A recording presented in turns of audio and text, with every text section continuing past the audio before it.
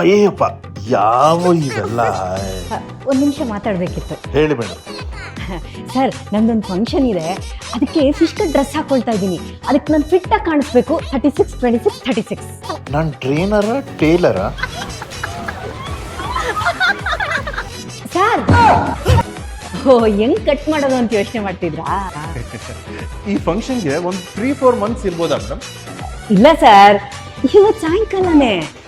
ಏನ ಸಾಯಂಕಾಲನ? ನನ್ನ ಕಣ್ಣು ಕಾಣಿಸಿದ್ರೆ ಈ ಬಾಟ್ಲ್ ತಗೊಂಡು ಗುದ್ಬಿಡ್ತೀನಿ. ಸರ್ 1 ಇಂಚ್ ಕಡಿಮೆ ಆದ್ರೂ ಪರವಾಗಿಲ್ಲ.